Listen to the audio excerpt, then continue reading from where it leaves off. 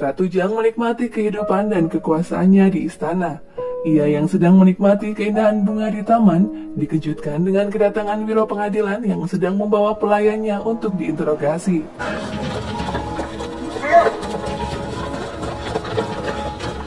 Ratu menanyakan alasan para petugas menggeledah barangnya dengan tidak sopan. Hal itu ternyata perintah langsung dari raja.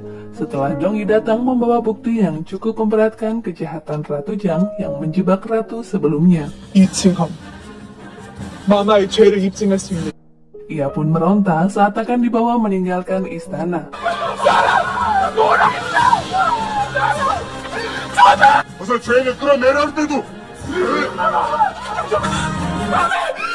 Tapi kita dikecewakan karena itu sekedar mimpi buruk Ratu Jiang. Ia tak bisa hidup tenang, bahkan dalam tidur pun selalu dibayangi rasa takut. Ratu berkeyakinan jika Dongyi telah tewas, sekalipun He-jae belum pernah melihat mayatnya. Mama. Rupanya, walau sudah memegang tahta Ratu Joseon, tapi status keabsahan anak ratu masih diragukan oleh fraksi barat. Karena pengakuan putra mahkota baru dilakukan oleh intern istana. Ia meminta He-jae untuk mengurus pengakuan dari King China agar tidak disepelekan oleh rakyat. Sebuah novel ditulis seseorang yang berisi tentang kisah raja yang meninggalkan istri setia demi pengangkatan selirnya. Bukannya tersinggung, raja justru menghargai penilaian rakyatnya terhadap kehidupan di istana. Terlebih di akhir cerita, karakter utama justru menyadari dan memperbaiki kesalahannya. Raja membicarakan tentang pesan rahasia yang berkaitan dengan pemecatan polisi Seo, yang mana pemberhentian polisi Seo adalah menjalankan tugas rahasia bersama Junso untuk menemukan keberadaan Dongyi saat ini.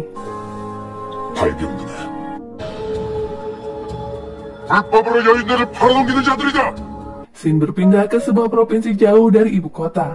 Sindikat perjualan gadis marak dilakukan di tempat tersebut. Beberapa prajurit kepolisian menggeledah tempat itu yang ternyata dikomandani oleh polisi Seo. Ia berharap Dongyi salah satu dari gadis yang bisa diselamatkan. Polisi Seo meminta inspektur setempat merahasiakan kedatangannya. Tak menemukan Dongyi di sana, keduanya mencari kapal yang bersiap mengirim ke negeri seberang. Tapi pencarian Junso belum menemukan hasil. Dengan mudahnya, polisi Seo mengerahkan bala bantuan dan juga mata-mata, karena ia memiliki stempel kerajaan yang raja berikan sebelum dirinya meninggalkan ibu kota. Polisi Seo teringat pesan raja untuk kembali secepat mungkin bersama Dongyi, karena raja khawatir kebenaran pemecatan polisi Seo akan diketahui pihak lain.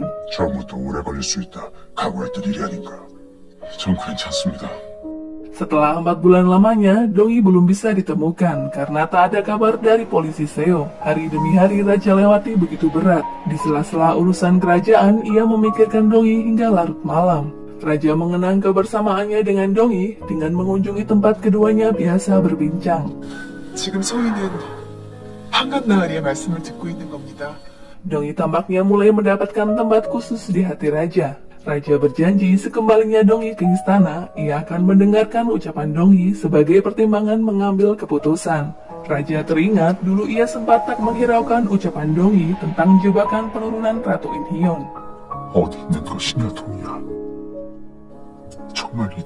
Di saat yang bersamaan, Dongyi ternyata sudah pulih dan berada di Uiju, Provinsi Pyongan. Ia diselamatkan oleh seorang pedagang bernama Tuan Byun. Tuan Byun menolong Dongyi atas dasar kemanusiaan dan kecantikan yang Dongyi miliki.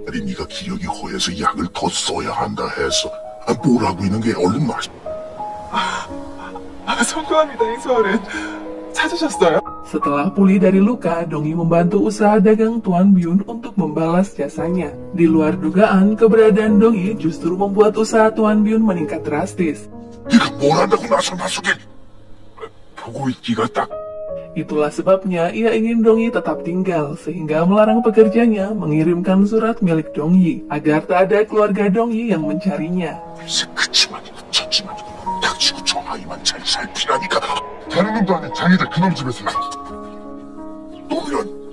Berpindah ke ibu kota, kehebohan terjadi saat petugas biro musik membantu Hejai yang baru pindah rumah. 계속 농땡이 필래? 와! 아이고. Kekayaan Hejai berlipat setelah ia menjadi kepala polisi dengan membeli hunian yang besar. Oh Taipong bersemangat melakukan apapun karena ia ingin mendapatkan posisi yang lebih tinggi dari sekedar pimpinan biro musik.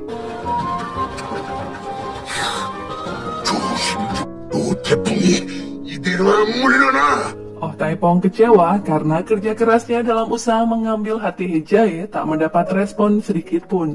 자식은 개자식이다. 제일 인기 있는 신발이 되게 좋은 처자구만. 자 여기. Dongyi membantu Tuan Byun untuk bernegosiasi dengan para penjual kapas. Ia saat itu diminta menyiapkan kamar yang akan disewa oleh seorang bangsawan yang diasingkan. 나의 성기가 먹을. 누가 오시는데 이부자리까지 들이십니까? Bangsawan yang dimaksud sudah tak punya uang dan hidup miskin, sehingga terpaksa harus menjual kacang milik Tuan Byun untuk membayar sewa kamarnya. Ia adalah seorang sarjana bernama Tuan Simwok. 두 손에 돌아가기만 하면 제일 먼저 내 놈의 상가를 작살을 내. 얘가 Kesulitan untuk menjual kacangnya, Simwok menggunakan kemampuannya untuk menipu pembeli yang tak bisa membaca. Ia mengklaim bisa membaca ramalan asalkan mau membeli kacang miliknya. Padahal yang dipegangnya bukan buku peruntungan, melainkan buku sejarah Cina. 똥맛살이 들어온 해로구만.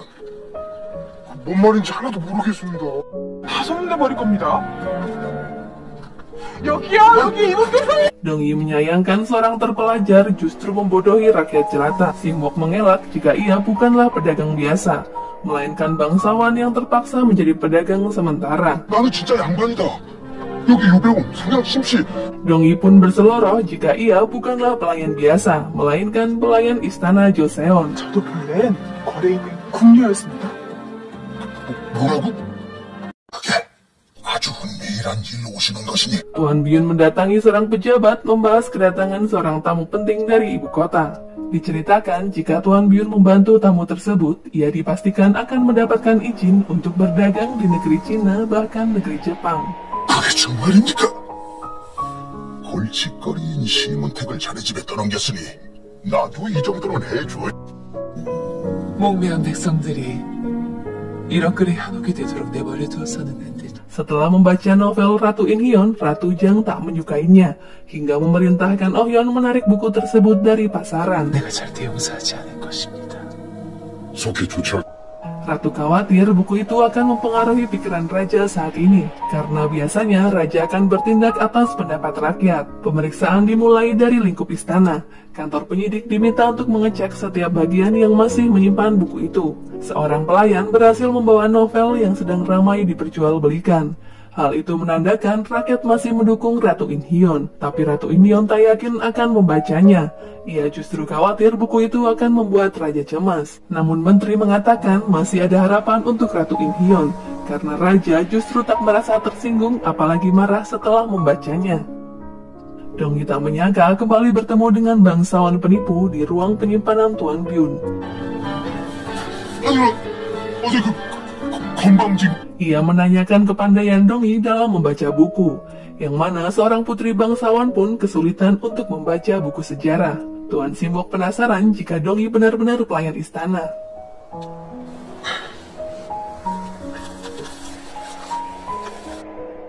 Dongyi diminta memberikan surat yang akan dikirim ke kerabat Tuan Byun. Ia menemukan surat yang seharusnya sudah dikirim kepada Chunso dan polisi Seo. 저리 모두 여기 있지. Seorang pelayan mengatakan Tuan Byun tak akan membiarkan Dongyi pergi karena ia sudah menghabiskan uang dan waktu yang banyak untuk kesembuhannya. 나도 도리가 없었다. 제가 부탁드린 거잖아요. 설마 그동안 제 사체를... Chunso dan polisi Seo mendapatkan pesan batu yang Dongyi titipkan kepada setiap pedagang yang melintas. Kala itu seorang pedagang menceritakan tentang gadis yang tak bisa mengirim surat ke ibu kota, sehingga ia berinisiatif menggunakan pesan batu. 상인들이 소식을 전하는 글돌에 말을 남겨달라면서. 이게 바로 글돌이네. 출발하세요. Singkat cerita, Chunso menemukan nama Dongyi dan keberadaannya saat ini pada tulisan yang terukir di atas batu.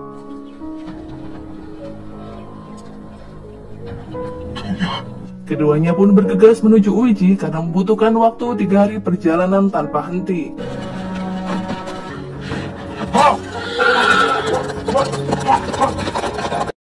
Sementara itu, Dongyi yang ragu para pedagang menyampaikan pesan batunya, nekat kabur dari rumah Tuan Byun. 제발 부탁드려요. 못 본 척 해주세요.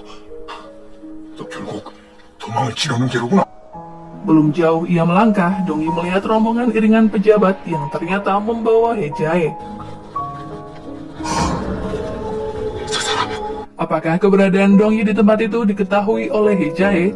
Nantikan video selanjutnya ya guys. Buat kalian yang suka, jangan lupa untuk di like, komen, dan subscribe.